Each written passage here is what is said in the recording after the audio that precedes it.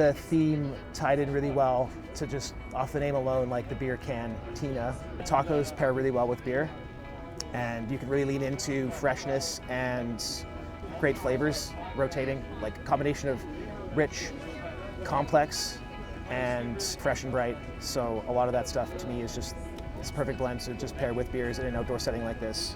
We just had to make sure that it was done respectfully. We've brought on a creative consultant. Her name is Gina Navarro. She's great. She's been a huge inspiration for me, providing me like limitless information on the foods in Mexico and just making sure that what I'm doing, if I'm representing something authentically, it's done respectfully as well.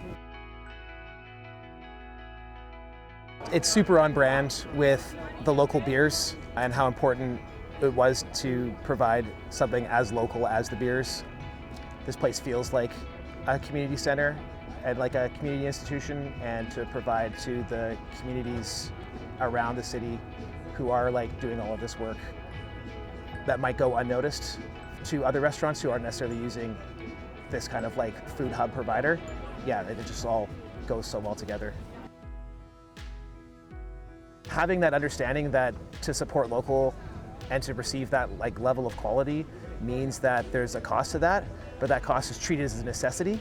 So when explaining to the owners that this is what the food prices are going to be like because this is the products that we're using, it was just such a natural conversation that we all agreed on. This is how it has to be. Like, there's really no cutting corners around this. You got to put in that effort to want to support. And that always pays off in my mind, especially just with how popular the tacos have been. Like, people are seeing what's going on here and then wanting to come back all the time. So clearly it's worth it. And I'm just hoping that people like use that knowledge to get that food for themselves too.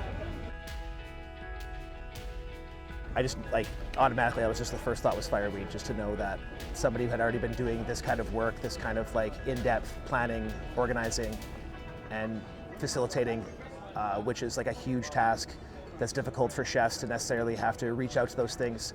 We do need some convenience on that end because it's enough work preparing and getting those products ready for service, but to have to go take that step back and be involved with like a in-person, face-to-face, like constant communication with farmers is a challenge. It can be difficult.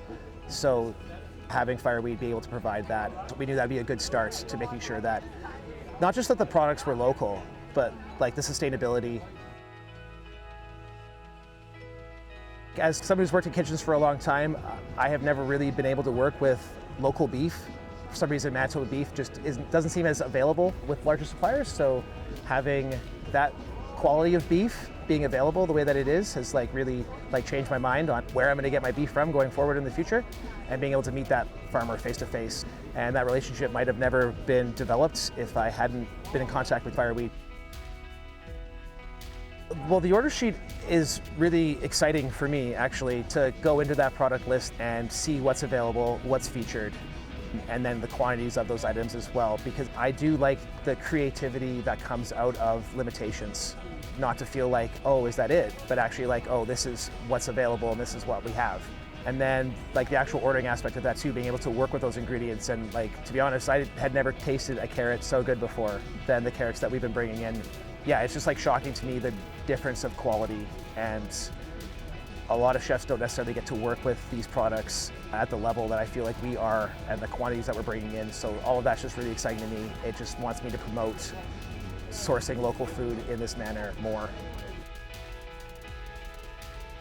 I think the big one is just the variety of local product that is available. That's something that I wouldn't have thought something like pinto beans would be grown in Manitoba. I just assume that comes in a massive bag from maybe overseas and you just don't have that connection. Something as simple as that to me is like really impressive.